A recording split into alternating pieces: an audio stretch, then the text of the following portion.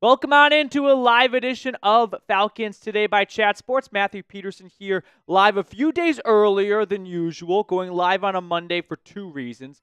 One, I'm off Thursday. I'm going to New Orleans for my bachelor party. Two, they re-signed a starter, and I was like, all right, let's go live just because we were probably going to go live anyway today since we couldn't go live Thursday, and this just gave me more reason to do so. So, we're going to let the audience build up for the first 3 to 5 minutes or so, but shout out your city for me in the chat. We're going to talk all about some of the news and rumors out there. So some of the news and rumors out there surrounding the Dirty Birds. We have some draft content to get to. We have a mailbag. We have a lot of content to cover, but I do want to get you guys involved right now in the chat. So let me know where you're watching from. Brandon Jones in Georgia. Eric's in Suffolk, Virginia. Andrew is in Michigan. Boyd is up in Boise, Idaho. Landon is in Chicago. Jason in San Diego. Comment Beast in Georgia, along with Crayotic. I don't know how you say that one. Dylan's in Biloxi, Mississippi. Reggie's in Macomb, Mississippi. Andre down in Rio. While you guys continue to shout out your city for me, I'm going to give a quick shout out to our friends over at Game Time. Game Time makes getting tickets even faster and easier. Prices on the Game Time app actually go down the closer it gets to the first pitch. With killer last-minute deals, all-in prices, views from your seat, and their lowest price guarantee, Game Time takes the guesswork out of buying MLB tickets. So if you want to go watch a Braves game or maybe go to a Hawks game, I would just recommend don't attempt any on-court challenges if you're going to do that.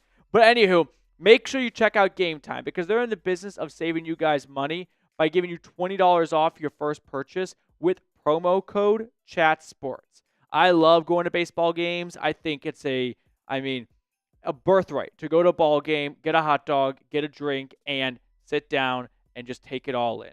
So, take the guesswork out of buying tickets with Game Time.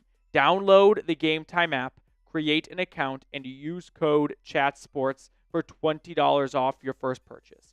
Terms apply. Again, create an account and redeem code CHAT Sports for $20 off. Download the Game Time app today. Last minute tickets, lowest price guaranteed. Our show is also made possible thanks to our friends over at Factor. Make this your best season yet with nutritious 2-minute meals from Factor. Eating well has never been this easy. Just heat up and enjoy, giving you more time to do what you want. Get outside instead of prepping and cooking indoors. Factor meals arrive fresh and ready to eat.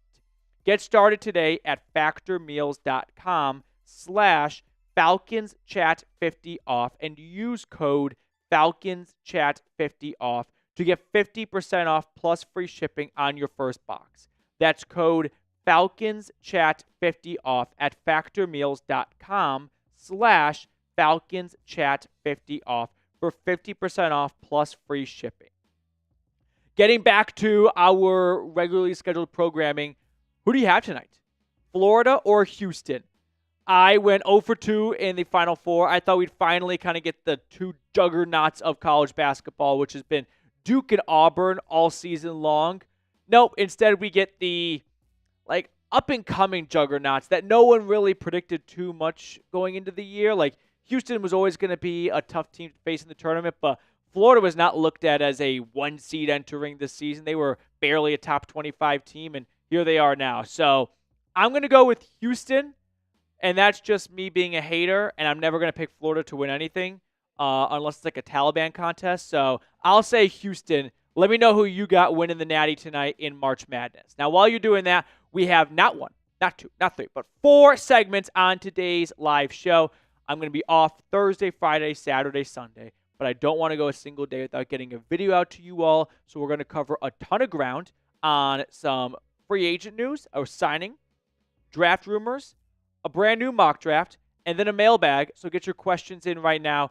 Use hashtag Falcons or Super Chat. If you Super Chat, you'll skip the line and be right at the front to get on screen. For all 122 people currently watching right now, which, by the way, we only have 23 likes, so not a very good ratio. This is more like my middle school Instagram ratio. So hit that thumbs up button down below if you have not already, and like the video. Help me continue to grow this channel. All right. I don't want to waste any of your time, so if you are ready, and Reed is ready, I'm ready, then let's not mess around. Let's not dilly-dally. Let's get right into it, baby. Let's get in the carpool lane. This would be like when Larry David and Curb Your Enthusiasm. You ever watch Curb? I said no dilly-dallying, quick dilly-dally. There's an episode of Curb Your Enthusiasm where he is going to the Dodgers game, and he picks up a hooker so he can get in the carpool lane. Just to have two people in the car. And then she's like, I want to go to the game. So he has to bring her to the game. And then there are people that he is trying to impress at the game as well. So he has to hide the hooker because she looks like a hooker in front of them. But the funniest part about that episode is there's a great documentary. I think it was on Netflix. And it's about a man who got charged with murder that did not commit the crime. And the evidence was not looking good against him. And he was at the Dodgers game during the murder. And in order to prove that, he went to the Dodgers. It was like, was I on the Jumbotron ever? And they looked and like, no, sorry. And they're like, however, HBO is here filming Curb Your Enthusiasm. Maybe their cameras picked you up. So his lawyer went to the HBO offices and was like, any chance you picked up my guy? And sure enough, he is walking in the aisle during one of the shots. And they got him out of murder when he never did in the first place. Okay, let's get into it. Are we ready? After my story time, shout out Curb. Here we go. Cameras rolling in 3, 2, 1. The Falcons are re-signing former starting nickel corner, Dee Alford. Now, I can't believe I said that. This is a signing that I think is more of a competition signing. So a little bit of background on Alford. I mean, I think at this point we all know who he is, but he was one of the lower guys on the totem pole last year. He was a UDFA in 2020 out of Tusculum. It's a D2 college in Tusculum, Tennessee. I only know of that because my roommate's girlfriend at the time, now fiance, went there and played tennis. And evidently it's a tennis powerhouse in D2. So shout out to Dee Alford for being a part of that crew. But played in the Canadian Football League for a few years with the Winnipeg Blue Bombers. I think he won a Grey Cup or two. Then he gets an opportunity to play in the NFL. And 2 years ago, in 2023, Alford was a really nice piece on this defense, right? It's good to have a nice, valuable nickelback corner.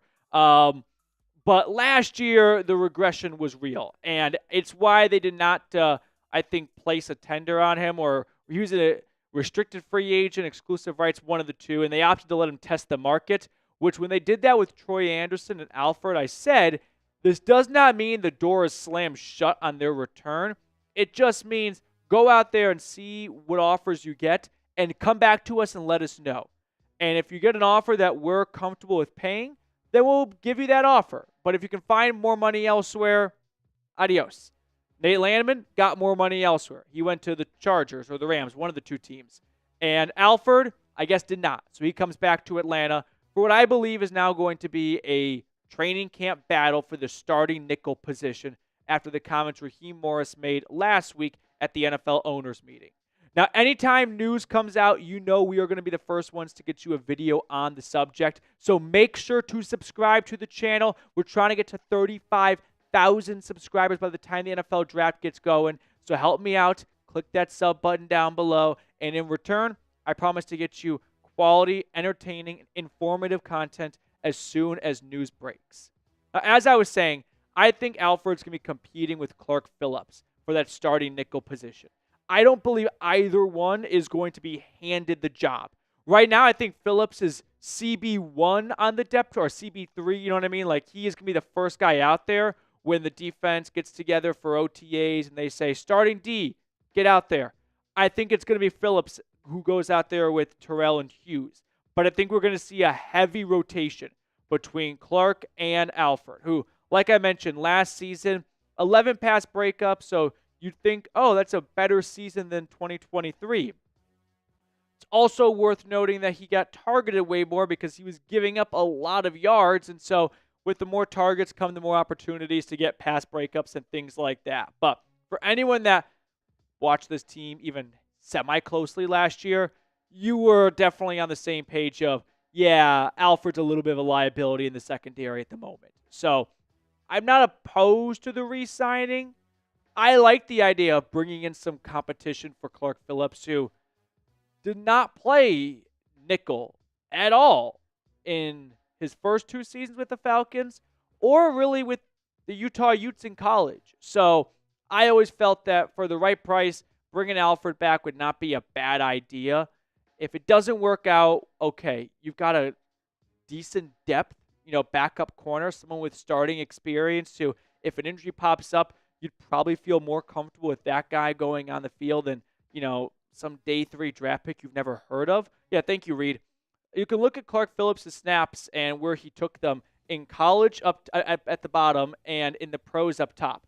He's only taken 36 snaps on the inside. So I think hedging your bets a little bit and bringing back the guy who used to start there but regressed is an all right thing to do. So this will get my stamp of approval because it's not going to be a major signing or a high-level signing. I've not seen the contract details as I'm filming this right now. I would estimate 1 year, $3 million max, maybe even like $2.5 million. It's not going to be a big, groundbreaking contract or anywhere near that. Now, while we're just talking DBs in general, I thought we could kind of make this whole video about what's the Falcons secondary going to look like in 2025. I know that might not be the most captivating subject, but every once in a while, I don't think it's a bad idea to actually talk about the team and not just talk about players that could be on the team. So Hughes comes back as well after, I thought, some good years with the Falcons in 2023 and 2024, especially last year, the way he started. If I switched, here, quick test here. If I switched Hughes's and Terrell's number, how many of you guys would say Mike Hughes was the better corner? I think a lot of you for the first few weeks would probably say that if he was wearing 24. And that's not a slight against Terrell, who I thought had one of the better seasons of his career. Finally got back in the interception column, 2 picks, 6 pass breakups. He gave up a pretty average 587 yards and 4 touchdowns. Like, not true lockdown stuff, but not a liability either. But the way Hughes started the 2024 campaign, he was looking very good. Now, as the season wore on, it wasn't quite as wonderful as early on in the year, but I think this cornerback room, you've definitely got some good continuity, and worst case scenario, got kind of an average CB2 and CB3, and that's not the worst case to have in front of you. Now, I would not look at this and think, all right, Atlanta's not going to go corner in round 2. There's a possibility they brought back Alford because they feel like, hey, the guys in round 2 we're not really liking a whole lot, but that seems like a little bit of a stretch to me. I think they brought back Alford because they just wanted to have a little bit of extra competition for the inside job. Now, before we move on to the rest of today's episode and continue to talk about the DBs and whatnot, quick shout out to our friends over at Factor. Make this your best season yet with nutritious 2-minute meals from Factor.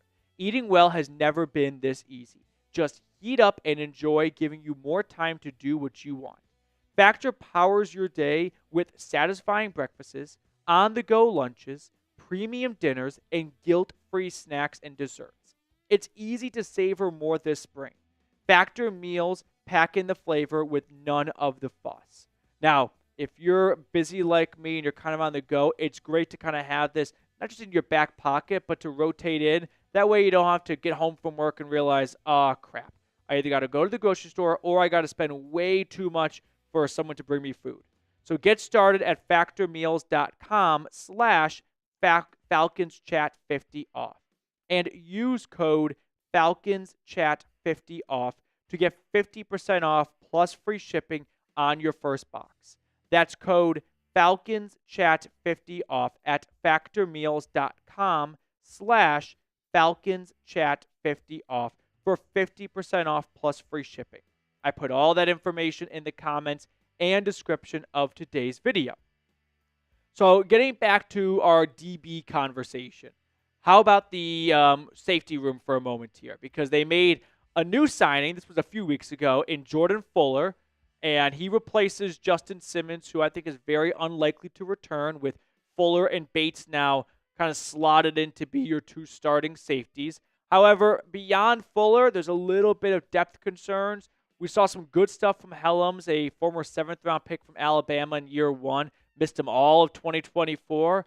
But even then, we're looking at 3 safeties for a minimum 4-man job, and there's questions for everyone but Jesse Bates, if I'm being brutally honest, because Fuller was not signed to this mega contract, right? Played with Raheem Morris in LA for a bit. Then he goes over to Carolina last season, misses half of the year, but when he was on the field, he was an average starter. So I think there's a good amount to like with Fuller and what he can offer you for what you're paying him. Like great value, good bang for your buck kind of thing. But I don't think this rules out Atlanta looking at a safety in the draft because Helms is like a 2023 kind of I wouldn't say fantasy because it's real, but we're probably building up in our heads a little bit more than what he may turn out to be, and we're setting ourselves up to be disappointed if we have these sky-high expectations for him.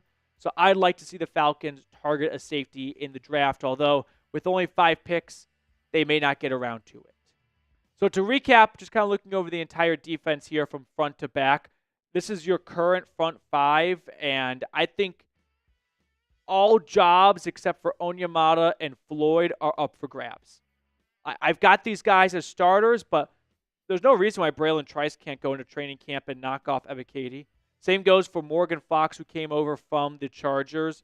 Why can't Zach Harrison lose his starting gig to Kareem, who I thought had some really good plays and games down the stretch last year after getting elevated to the active roster? So overall, from the front to the back, my takeaway, and this is kind of the cherry on top for the video, is Atlanta needs a great draft weekend. Because looking at pass rush, the corners, the safeties, there is a lot left to be desired.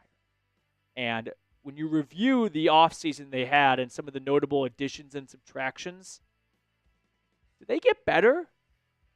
I mean, they swap out Grady Jarrett for Morgan Fox, swap out Judon for Floyd.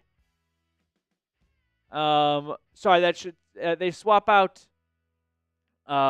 Nate Landman for Divine Diablo and Simmons for Fuller. Man, you can make arguments that they downgraded a lot of these spots here. And that's the tough pill that Falcons fans, I don't think, need to swallow, but have been swallowing. I can't convince anyone this defense got better, and if it was that bad last year and it only got worse this offseason, at least so far, that's going to put a ton of pressure on this draft. And when you only have, in my opinion, 3 picks worth anything, a first, a second, and a fourth, you better find some good players in rounds 1 and 2. You just cannot afford to miss there. I'm talking rookie of the year type players in round 1. Like what the Rams did last year with Jared Verse and Braden Fisk. That was their first and second round pick. You got to have a Rams 2024 type draft where your first and second round pick are immediate and valuable contributors to your team. As of now, the answer is a no for me. That's going to do it for us on today's episode. Thank you all so much for tuning in. I hope you enjoyed our breakdown of the re-signing and just the defense in general. If you did, do me a big favor. Click that thumbs up button on your way out, and I'll see everyone later. Did the defense improve? Sorry, I didn't mean to put Troy Anderson there. That's my mistake. I put the wrong injury-prone linebacker, Nate Landman. We'll get that fixed. Sorry. Troy Anderson's not gone. If Troy Anderson's watching, what a tough day for. Imagine Troy Anderson's a fan of the show. He's like working out. He's like, he's calling his agent. Did they fucking cut me? Am I traded? Well, this pudgy guy on YouTube just said I'm a departure. So Troy Anderson is not gone. That was my mistake. I put the wrong linebacker. I'm sorry. I would agree that Floyd, go back to that graphic real quick, and let's just kind of call him out of better or worse than what you had last year. So I'd say Leonard Floyd is an upgrade from Matthew Judon. I'd say Fox is a downgrade from Grady Jarrett. I'd say Diablo is comparable to not Troy Anderson, Nate Landman. My mistake. Wrong name. We're going to get that fixed right now. And I'd say Fuller is a downgrade from Simmons.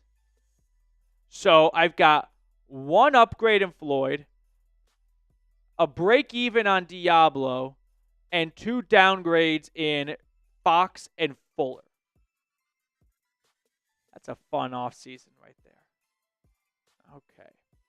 We've got 180 people tuned in right now, 67 likes. Hit that thumbs up button if you haven't already. We're going to jump into our next segment But later on, we have a mailbag. So start getting your questions in right now. Use hashtag Falcons or Super Chat. If you Super Chat, you skip the line. We guarantee your question gets on screen for everyone watching to see. Mr. Bartkus, are we ready to roll? We've got some draft rumors to talk about next. I think you guys are really going to enjoy this segment. It's a little bit on the Alice in Wonderland, Fantasyland side of things here. On a scale of Candyland to what's another Fantasyland type board game? I don't know. Maybe it's just Candyland. All right. That plane never got off the ground. That's going to be an episode of Air Disasters. That was just I don't know. I don't know where you were going. I don't know where I kind of started that sentence Michael Scott style, and I didn't have a good ending. So that was a car crash. Well, you heard Fantasyland. I heard Fantasyland, and then I was trying to make on a scale of Candyland to what's another Candyland type, just not realistic board game at all. Not that they are all realistic. Monopoly. Okay, I'll take Monopoly. I'll accept that as a catch. Yeah. See, now I put these 2 waypoints out there, and I have no idea how to grade. It's probably Clue. You did it. You got the 2. I got the 2. Now this is getting worse by the minute. Let's get on to the next segment here. All right, let's talk about some draft rumors. Are we ready? Here we go. Before you just click out of the video and get mad at me in the comment section, I think there is a plausible path for Abdul Carter to be an Atlanta Falcon by the time day 1 of the NFL draft is over with. And I'm going to explain how on today's episode.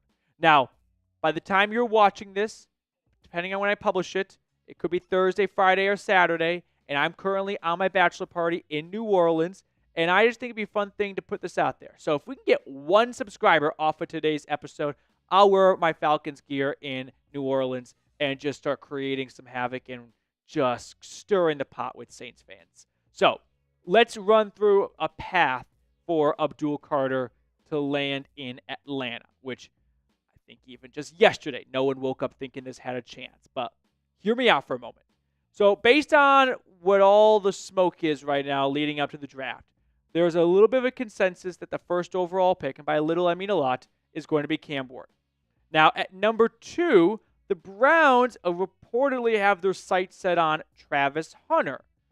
Now, if the Browns don't go with Abdul Carter here, and this is where my theory could die. If they take Carter, then obviously there's no chance in my eyes for Atlanta to go from 15 to 2. But if the Browns go with Travis Hunter, and there's a lot of smoke around that at the moment, because you go back to not even a full week ago, or almost a full week ago now, depending on when you're watching this, Abdul Carter was a good favorite to be the number 2 pick for Cleveland on April 4th. Fast forward to the beginning of this week here, it's now Travis Hunter. So a lot of shifting going on for Hunter to the Browns at number 2. So let's just say that's the route Cleveland goes. They bring on the Heisman winner, the do-it-all man from Colorado. Well, the Giants at number 3, I could see going Shedeur Sanders, right? They added Russell Wilson and Jameis Winston, but I don't think that rules them out from taking a quarterback. Joe Shane and Brian Dable are on the hot seat, so they could feel the pressure to draft a quarterback so that if things don't go well this year, they can sell Shedeur on the front office as a reason for them to get 1 more year. Plus, they might just actually like Shedeur Sanders as a player too. So I could see that happening. And if you look at the Giants, they don't really need Abdul Carter. They've got Dexter Lawrence on the inside. They've got Brian Burns and Kayvon Thibodeau coming off the edge. This is a position, despite how bad they were, they are, I wouldn't say set at, but they're in a good spot. So they may decide, hey, we've got good edge rushers as it is. Let's take a chance on a quarterback instead. So if the Giants don't go with Abdul Carter, now it starts to potentially spiral. Because the Patriots at 4, I could see going with Armand Membo. That's the offensive tackle from Missouri. And Membo, I don't think is looked at as a better prospect than Carter, but the Patriots in free agency were very busy on the defensive side of the ball in year 1 under Mike Vrabel. They made a lot of additions to that defense. Milton Williams signs a huge contract from the Eagles. Harold Landry comes over from Tennessee. Carlton Davis signed or traded from the Lions. Robert Spillane from the Raiders. Like, there was a lot of money thrown on the defensive side of the ball. So, might not be a bad idea to kind of balance it out and go, hey, in the draft, we're going to prioritize protecting Drake May now because our offensive line is awful. Just look at their Pro Football Focus ranks. Left tackle, never heard of that guy, 69 out of 81. Not nice. Cole Strange, never healthy. Garrett Bradbury, average on a good day. Their best player is a right guard that no one's ever heard of. Morgan Moses was signed as a insurance policy. I don't think he's looked at as like, hey, we have our, like, not that he's a bad starter, but it doesn't mean you can't look to improve. So Membo is a lot of people's number one offensive lineman in this class. He could play tackle, which he did at Mizzou. You could move him to guard if you wanted to, but I don't think it's a bad idea to just reinforce the trenches a little bit and make sure Drake May stays healthy. Plus, if they don't go with him, they could also go with, say, Will Campbell out of LSU. So you got two options right now for the Patriots in round one to add to their offensive line and make sure that Drake May doesn't get stretched off the field next season. Now, before we move on to the next pick that could result in Atlanta moving up, quick shout out to our friends over at Game Time. Game Time makes getting tickets even faster and easier.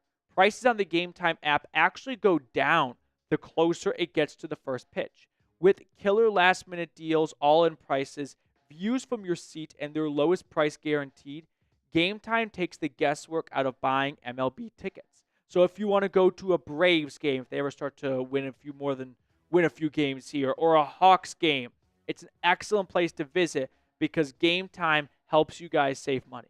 When you download the Game Time app and use code CHATSPORTS, you're going to save $20 off your first purchase. I like to think of that as, hey, should I go to the game? All right, let's go because Game Time's going to cover my parking or cover my first concession stand run. So take the guesswork out of buying tickets with Game Time. Download the Game Time app, create an account, and use code CHATSPORTS for $20 off your first purchase. Terms apply. Again, create an account and redeem code CHAT Sports for $20 off. Download Game Time today. Last minute tickets, lowest price guaranteed. So if that's the path for New England, which I think is a very realistic path, the Jags at 5 are in a weird spot. Everyone's mocking them to take Mason Graham. I don't know if that's really what Jacksonville would want to do in that situation. Sure, Abdul Carter would be a great pick too, but you've got Trayvon Walker and Josh Hines-Allen. Where does Carter fit in there? You could go with Graham, but Mason Smith and Devon Hamilton, a couple of day 2 picks from the last few drafts that I think you could be a little bit more patient with. So my idea for Atlanta would be, in this spot, call Jacksonville and let's say, listen, Carter doesn't really have a spot on your roster right now. You're kind of all right at defensive tackle. Why don't you just take on an extra first-round pick and we'll take pick number 5 off your hands? You move back 10 spots, which financially helps you out, so you get a little bit extra cap savings. You'll still get a good player at 15, and next year you have 2 first-round draft picks. In a draft class that's not filled with grade 1, round 1 talent, it may not be bad for Jacksonville to go, all right, let's just kind of take our 5-iron out here and hit it down the middle and not try and swing for the fences and let Atlanta do that. So this is a rough idea as to what it would cost going off of what the Cardinals did back in 2023 to jump up to number 6 with the Detroit Lions. This was 12-6, so not as big of a jump, but it cost Arizona their 2nd-round pick and a 5th-round pick in exchange for a 1st and a 3rd. So I won't get too in the weeds on this. I think 2 firsts for 1 could get it done. And at that stage, ask yourself, who would you rather have?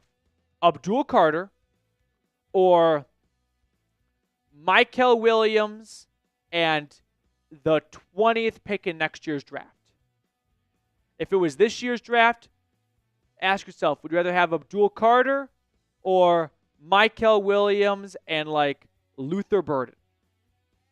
I'm taking Abdul Carter. I know more picks always sounds better, but sometimes you don't have to overthink it.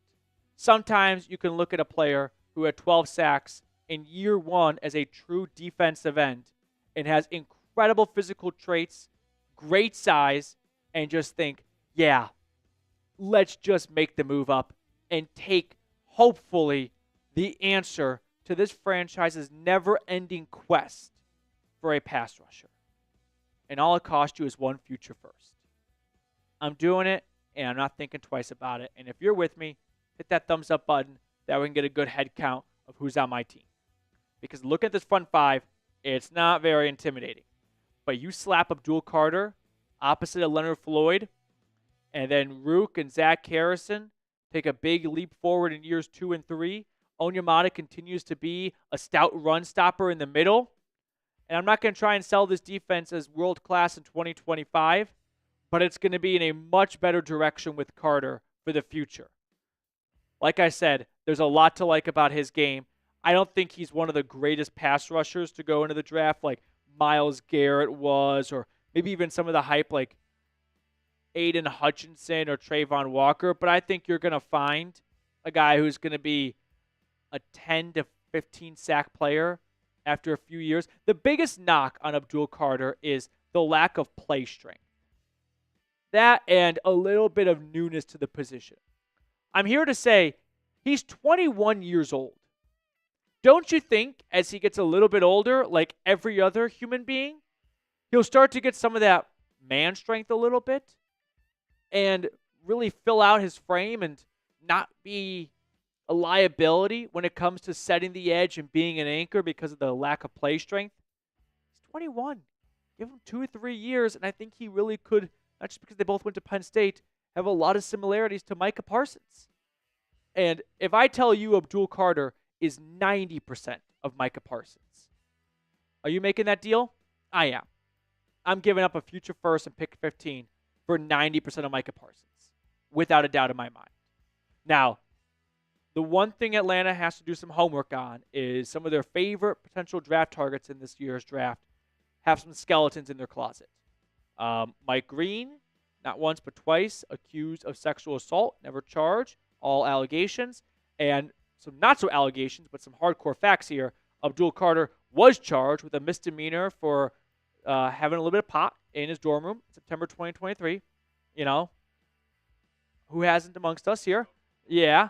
And not me, of course. Could never. And he was also, once again, charged. Ree put his hand up, so half the podcast right now. Charged with simple assault in April of 2024. This one's a little bit more serious. So the story is that his car was about to be towed. He ran out to the tow truck driver, did not believe he was a tow truck driver initially. I'm not really sure how he got to that conclusion.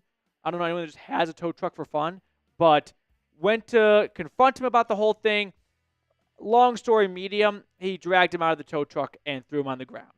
And police were called, and he had to do a little bit like community service. I don't think he actually served time or anything like that, but not once but twice he's had some run-ins with the law. So teams are going to have to be comfortable with not just the off-the-field issues, but also a little bit of the injury concern, because during the combine, it was discovered that in his right foot, he has a stress fracture. So I won't say he's the cleanest prospect, but man, if you could jump up to 5 with Jacksonville. I mean, go back to that mock draft real quick here, Reed. I know it seems like such a reach for this to happen, but where do I go wrong here?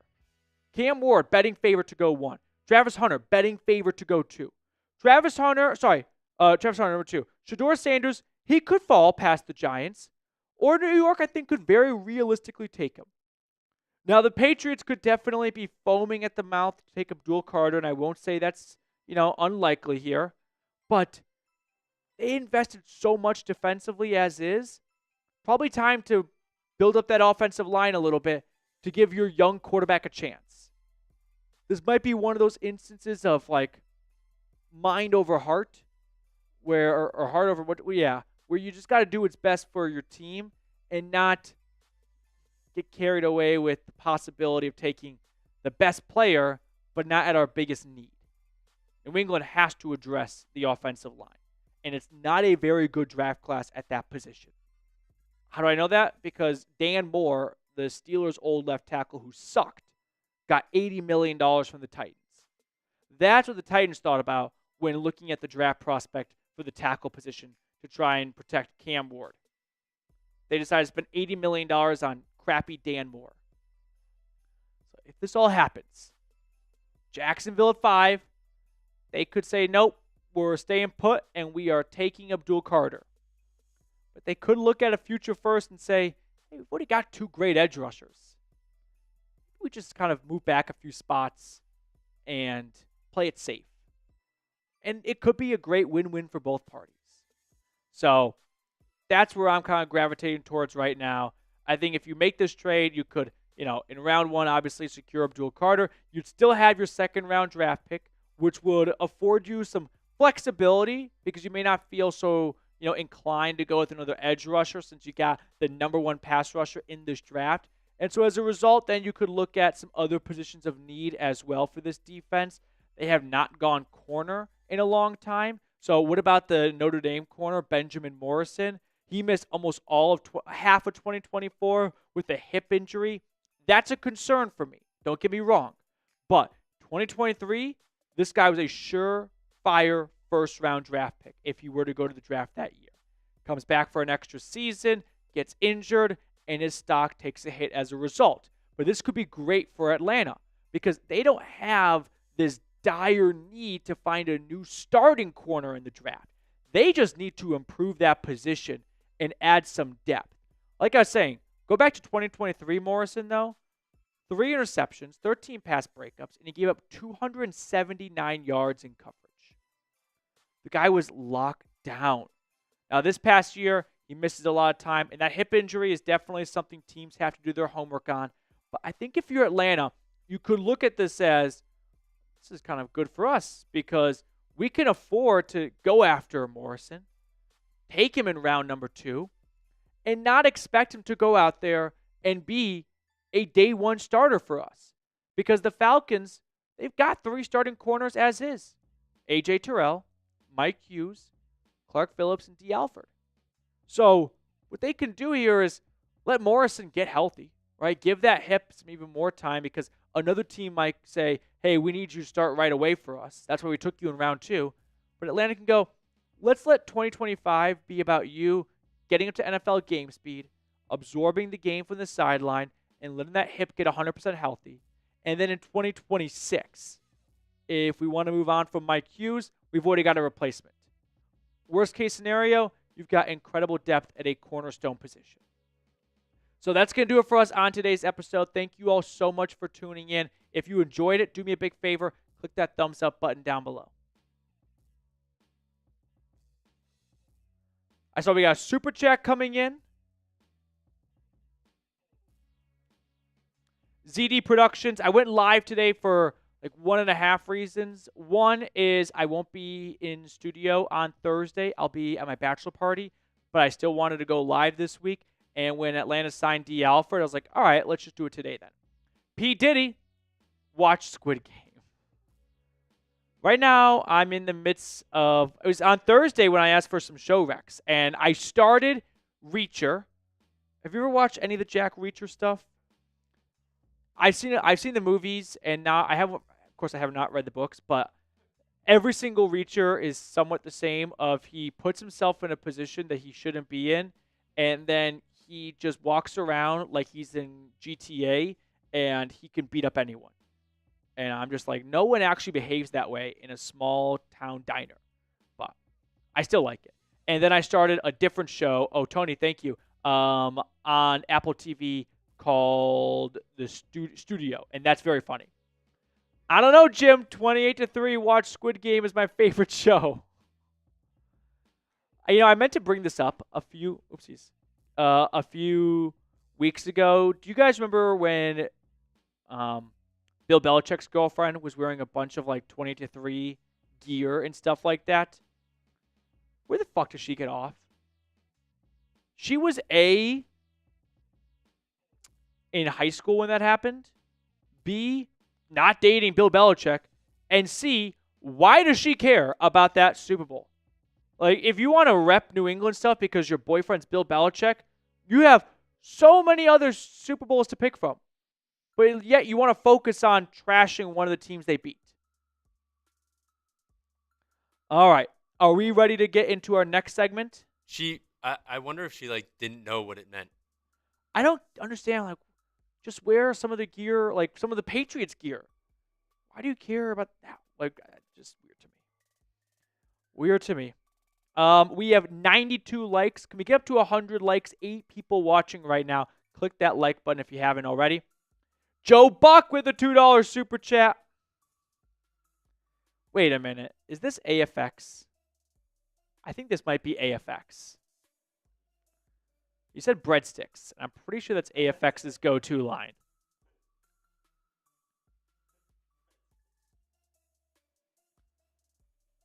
We're getting that on screen for you in just a moment, Joe. And then we're going to start our next segment, Watch Squid Games. I just don't think it's going to happen for a little while. For one, my fiance was out of town the last week and a half on her bachelorette trip and went home as well. So when she gets back tonight, we have a lot of shows to catch up on. White Lotus, 1923, Below Deck Med, or Below Deck Down Under. So it's on the back burner. Joe. All right, enough about my TV habits. Let's talk about a Falcons mock draft because I think it's a good time to kind of reset a little bit and just do a brand new 7-round mock draft. Are we ready, Mr. Reed? All right.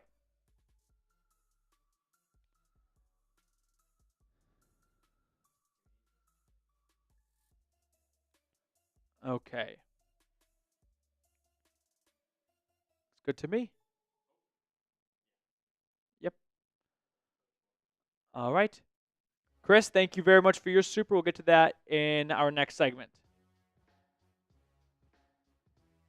Coming up on today's show, I want to run through a brand new 7-round mock draft as we are about 2 weeks away from the draft kicking off. Now, I just want to note that the way I do my mock drafts is based on what I think is going to happen, not, hey, I'm the GM and here are my picks. There are pros and cons to both sides, but I like to give you guys the best idea as to what's going to happen on draft night and not, here's just what I would do as the GM, but I'm not the GM, so who cares what I think. Now, our first pick in round number 1, I went with Mike Green. There's a lot of connections between the Falcons and Green at the moment. Raheem Morris, Terry Fontenot went up to Huntington, West Virginia to check out his pro day. So I don't think they were just in the neighborhood. I think they really have a lot of interest on Green. Now, before we look at any stats or things like that, it's important to note that picking at 15, it's very difficult, of course, to do a mock draft this late in the round because you just don't even know who's going to be available. But if Green is available, I think he is going to be the pick for the Falcons. That's where you can say, Petey, you're an idiot. You got it wrong again. If they pass on Green, that's one thing. If he goes to the Bears at 10, I can't control that. But I think the Falcons, who desperately need pass rush help, are going to look at a guy with 17 sacks last year and tested through the roof at his pro day and think, yeah, let's not overcomplicate this. We need pass rusher. He's the best guy on the board right now. A lot of people have him right there with Abdul Carter, not too far behind. So if he falls to 15, I think he's a Falcon. I wish I could say he is a Falcon, but I just don't even know if he'll fall that far. So I'll say this. If Mike Green's available at 15, you are a Falcon. But if he goes a few spots earlier, then all hell could break loose. Now, let me get the kind of pulse of the room right now. Do you want me to go live on the channel for round 1? I just want to get a general consensus. If you are interested in watching some live coverage for round 1, drop an ATL for me in the comment section. My boss is trying to put together a plan for the round 1 of the draft, and I just want to let him know if there's real interest or not, or if I'm going to take up a studio and waste everyone's time. Moving on to round 2, after going with Mike Green, I went corner. And I went with the Ole Miss corner, Trey Amos. So let's talk about him because this is a name that you've probably seen floated around day 2 of the draft. And we've talked about him before on the channel, but I think there's a lot to like here. From a size perspective, pretty average to above average, 6'1", 195 pounds, so some solid length. Now, a team's going to have to do some research on him as a person, because when you transfer 3 times, I won't say it raises red flags, but it raises questions. And people want to know what kind of happened that led to not once, not twice, but 3 times you found yourself on a new campus. Like going from not LSU, but from the Raging Cajun, Louisiana to Alabama. That makes a lot of sense. And when he went to Alabama, he led the team when he went to Alabama, he showed himself as a very reliable player on defense. And then he quickly packs his bags and goes to Ole Miss, where last year with the Ole Miss Rebels, that's where he led the team in pass breakups, 16, tied for interceptions with 3.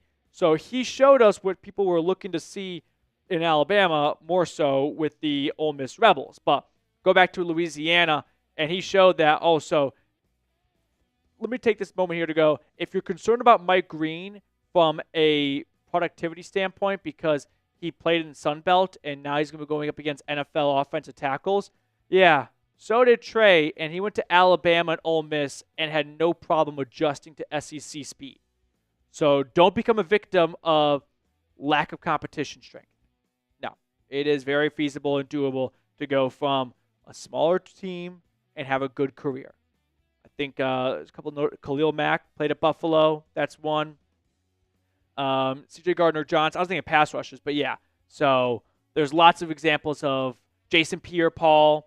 The list goes on and on. So I don't think it is, out of reach for a Power 5 school guy to have success, Group of 5 school guy to have success at the next level.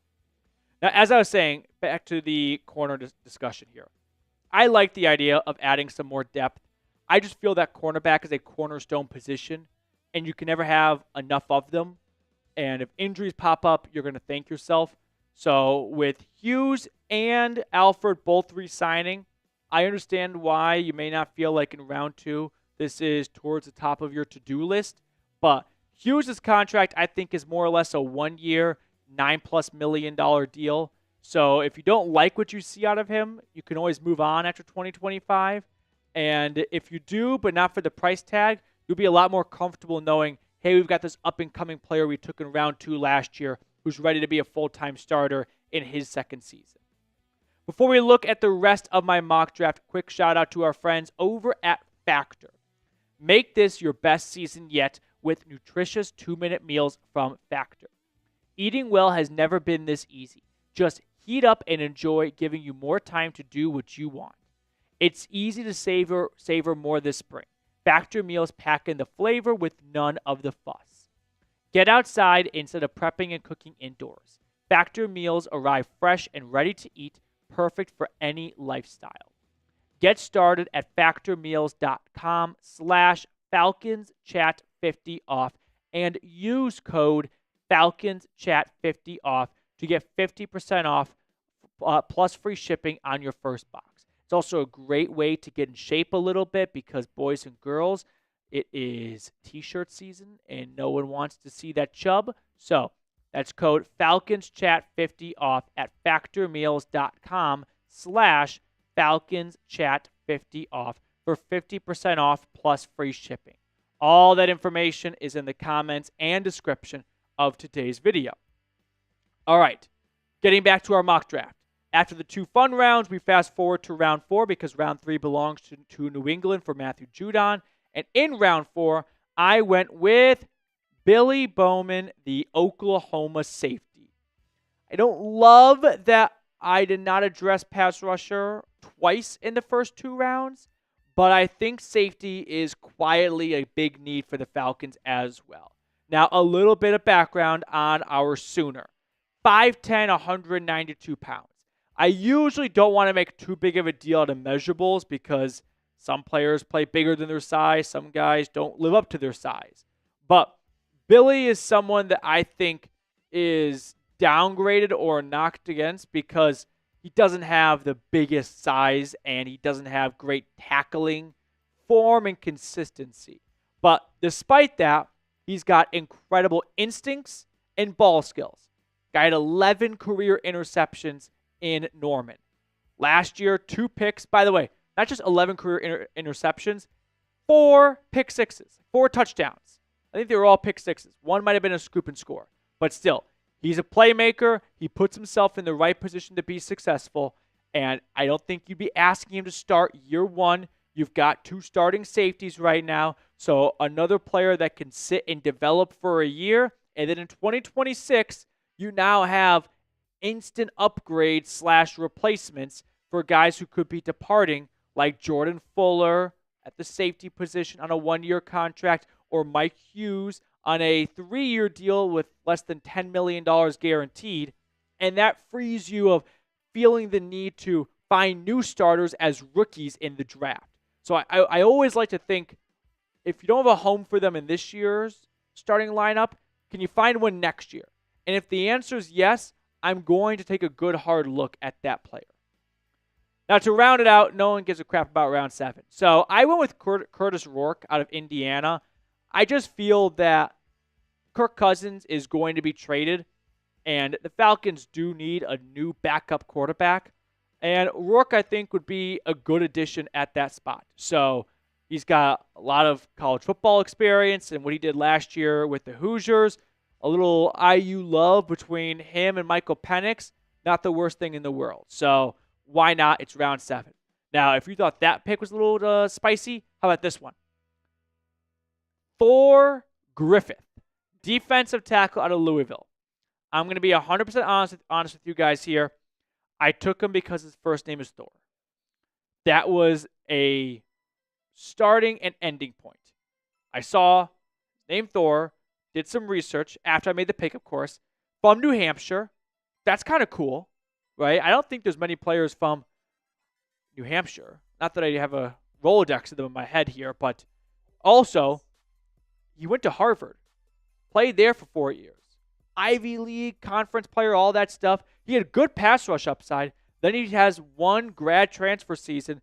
Had some interest from Ohio State and Michigan. Went to Louisville because I like the coaching staff there. Had a pretty strong season for them. 3 sacks, a forced fumble, 19 tackles. For round 7, your name's Thor, and you went to Harvard? Yeah, that sells me on it. So how would you grade my mock draft? A, B, C, D, or F? I'm revisiting it right now. I give myself a B. You got 1 day 1 starter in Mike Green. It's hard to give yourself an A when you only have 3 picks in the first 4 rounds. You're not going to walk with a ton of talent.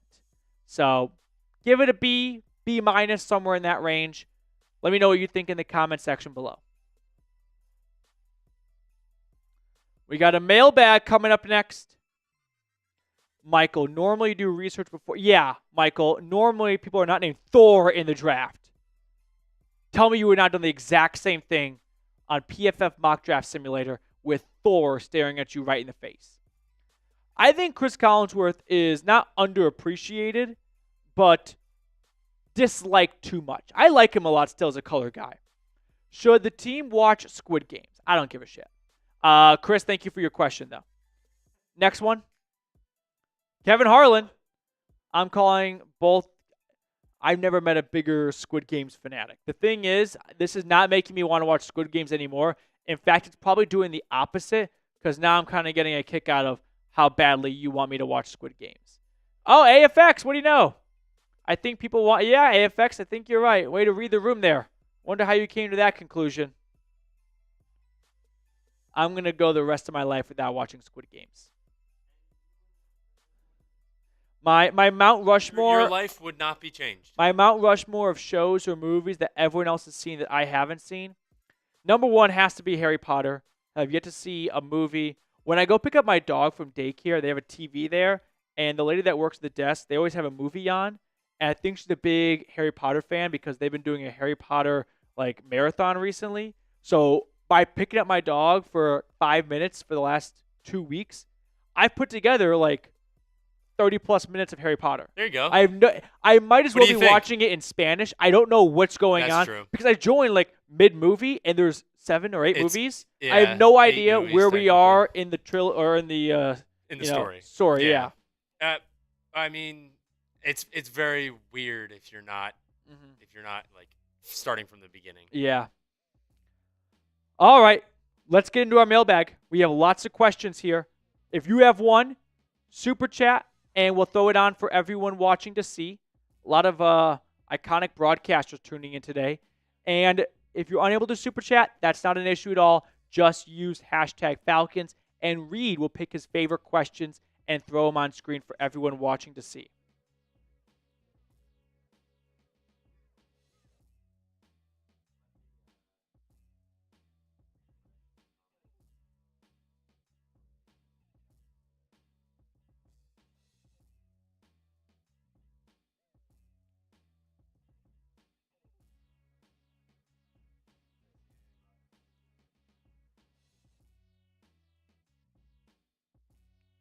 I don't know what Epic Universe is.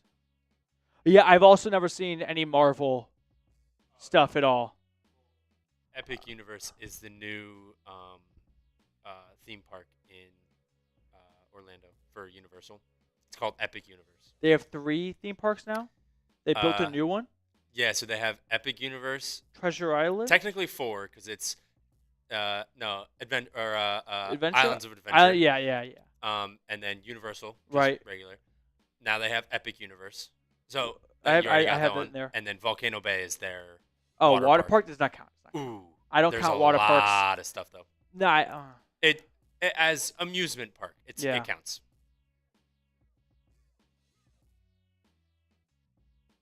All right, let's get into our mailbag.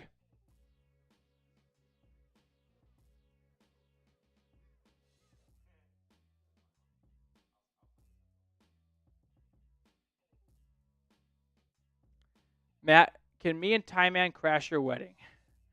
If the future missus was not having a mental breakdown every other day about people saying yes and trying to keep it a smaller wedding, I would say yes. But unfortunately, as fun as that would be for me to even see happen, the wedding might end when some wedding crashers walk in. It would make for a tough honeymoon, that's for sure. All right, are we ready to rumble? All right, here we go. Mailbag time here at Falcons Today. I'm answering questions that came in during our live show, which this week aired Monday afternoon. Quick reminder, though, scroll on down, click the share button, send it to a friend or a family member. Help us grow the channel. First question coming in from Ammon K. I predict Atlanta trades back for Donovan Azuruko, been loving his tape. This is the Boston College edge rusher who doesn't have the same, not level, but number of production of Mike Green, but he's only second or third in the FBS, and I don't think this is a bad opinion or take at all. I feel like he's kind of being, glossed over because Boston College is still a Power 5 team, but it's not, looked at as a Power 5 team, and as a result, he just didn't get a lot of national attention, but I don't hate this idea or this take, so this is definitely a good one to keep an eye on. I think he's going to be a round 2 guy, but if they do trade back from 15 and add an extra round 2 pick, that could be a great target for them. I like it. Frisco Gaming, how do you feel about the Falcons trading up for Jalen Walker? Me personally, I don't think he's worth a top 10 pick. I would not trade up for him. You got to go from 15 to, let's say, top 10. Let's say you want to go from 15 to 10. Falcons-Bears trade. You're giving up probably a third-round pick next year.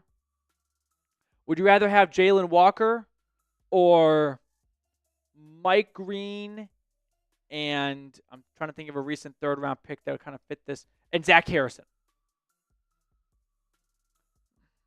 Zach Harrison doesn't really move the needle much for you, but there are lots of really good third-round picks in recent history as well. So I would agree that Jalen Walker's probably not a give up multiple picks type of player worthy.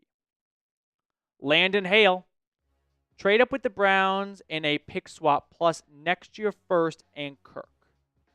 Okay, so you're saying 15 to 2, and you give up 2026 first-round pick in Kirk Cousins. It's going to take more than that. Because at this stage, you're valuing Kirk Cousins at around a second-round pick. Right? Because if you could swap out Kirk for a second, would it be fair then? I'd still say that's an underpay for pick number 2. Keep in mind when the 49ers went from 12 to 3 for Trey Lance, it cost them 2 future firsts. And you're talking about 1 future first and an expensive old quarterback. So the Browns laugh and hang up here. Andrew Beto, do you think if we traded back and grabbed Malachi Starks or Nick Emanwari, then drafted edge later on, that it could work? I would push against Starks or Emanwari in round 1. I feel that this defense is searching for a new cornerstone and identity, and adding another safety when you've already got one all-pro safety is not going to bump the defenses overall enough. Like, think about it from like a Madden side, which I don't want to give you guys the impression that we should be run like the Jets' ownership with their sons dictating trades based on Madden ratings, CC Jerry Jeudy. But if you go from Bates and Fuller to Bates and Starks, is that defense better than Bates and Fuller with Mike Green up front? I'd rather have the Mike Green version. Andrew, appreciate your question, though. Thank you. The Connect. Can Raheem get fired midseason? No. I would be shocked. It would require, obviously, them starting off 0-5, 0-6, 0-7, and probably some kind of locker room blow-up, which I don't see that happening because despite Atlanta having an 8-9 record last year, Raheem Morris, according to his own players, was graded as one of the best coaches in the NFLPA survey when it came to using players' time valuably. So I think that the locker room is still very much in on Raheem Morris. He's not losing it. And as a result, even if they get off to a slow start, which I don't think that's necessarily going to happen, but it could happen, it would have to be a blow-up as well. And I don't see that happening under Raheem's watch. Jason Greenway. Just wanted to give thanks to the great Julio. Sorry we did not get you a ring. Appreciate it, Jason. Hashtag 420 on the bachelor party. That is going on right now while you're watching this because we're filming on Monday. Nah, not a weed guy, not a drug guy. Just the body was filled with a lot of beer. So not the munchies for me. But Jason, appreciate it. And yeah, shout out to Julio Jones. Indeed, an incredible, such an understatement to describe what he meant to the Falcons. And I think it's worth reminding just general NFL fans what Atlanta gave up to move up and get him at pick number 6. And it was a good haul. And man, did he live up to every single pick they gave up for him. Carson, craziest draft pick you see Terry doing. I think the, oh my God, I can't believe they did that pick would be an offensive tackle. And I don't think that's like the world's dumbest idea, ever, because you've got a young quarterback with a right tackle who is a run-blocking tackle, and you've got a lefty quarterback. So if you were to fall in love with Kelvin Banks or Josh Simmons or another one of these tackles, I could see Atlanta investing more so in Penix and coming back to edge in round 2 since it is a very deep edge class. I wouldn't do it, but that would probably be my answer to your question. Before we get on to the other questions on today's mailbag, shout out to our friends over at Game Time. Game Time makes getting tickets even faster and easier. Prices on the Game Time app actually go down the closer it gets to the first pitch. With killer last-minute deals, all-in prices, views from your seat, and their lowest price guarantee, Game Time takes the guesswork out of buying MLB tickets. So if you want to go to a Braves game or a Hawks game, visit Game Time right now and use code CHATSPORTS to save $20 off your first purchase. Now, I put all that information for you guys in the comments and description of today's video. Take the guesswork out of buying tickets with Game Time. Download the Game Time app, create an account, and use code CHATSPORTS for $20 off your first purchase. Terms apply. Again, create an account and redeem code CHAT Sports for $20 off. Download the Game Time app today. Last minute tickets, lowest price guaranteed. Some of them nuggets. That picture terrifies me. Do you see a future where Justin Simmons, is in the secondary for the Falcons again? Unlikely this year. They signed Jordan Fuller. That's their new starting safety. So they went a discounted route at that spot. It would have to be, I think, in 2026. Yeah, next 12 months from now. And who knows by then? Maybe. Unlikely, I'll say. Dat one Falcons fan. What's more likely? drafting Mike Green at 15, going DB in round 1 and edge in round 2, trade back in round 1 and get Ezeruke, trade Pitts and Kirk to trade up and get Abdul Carter. Long time on here. Okay, let's go from most to least. Most likely, I'll say, is drafting Mike Green. Stay put at 15. I don't think there's going to be a lot of phone calls coming from the back of round 1 to 15. So, stay put. See if he falls to you. Next in the likelihood chain, I would say, is trade back in round 1. I don't think there's going to be a lot of attention. I know I just kind of contradicted myself right now. But if there was to be some, teams might look like teams in the 20s might look at the teens and go, man, if we want to get a first-round talent, we got to jump up 5, 6, 7, 8 spots. Because this year's draft class, despite there being 32 picks in round 1, are not 32 round 1 grades. So if you want a round 1 player, we got to move up and get one. So I'd go that with second. Third would be the going DB option. And then fourth is trading Pitts and Kirk and getting Abdul Carter. I think there's just too many moving pieces for me to say, yeah, that's definitely ahead of just staying put at 15. Connor, you're on screen. Do you think the Falcons are done with free agency? And if not, who do you realistically think they might target, assuming they aren't able to trade Kirk? I do think they are done with free agency. They'll probably make a few more, bottom of the roster signings, just fill out the depth chart, get to 90 players kind of move. But as for anyone over like $5 million a season, yeah, I think that window has passed us. Connor, appreciate your question. Skyline Merch TV, do you think this is a desperate signing or a value signing? Talking about the Dee Alford signing. I think it's just a value signing. I have not seen the contract details yet, but I think it's going to be about a 1 year, $2.5, $3 million contract. And worst case scenario, you just got a good backup, right? Best case scenario, he wins the starting job and he bounces back from 2024. I like this move because of the low risk involved with it. You're out $2.5 million. All right. How many other corners out there were you going to find for $2.5 million you like more? ATL Falcons talk. Do you think that Judon could come back on a cheap deal? When the free agency first started, I thought that was a burnt bridge. It just didn't seem like the two sides had much of a desire to reconnect. Now that free agency has, progressed and all the big signings are over with and some of the money's drying up, Judon is probably going to have to lower his price. And I wonder if there's a number where the Falcons go, hey, you ended the year pretty well for us once we, got rid of Jimmy Lake from being the DC and basically gave those duties over to Raheem Morris. So we think you could actually fit here on a 1 year, $5 million contract. I think it'd have to be a ridiculously low number. And I think at that point, Judon could probably find a little bit more somewhere else. ZD Productions, how confident do you feel in the wide receiver's ability to get better on catching the ball, considering how fast Penix throws the ball? Well, they have about 6 months to do it, right?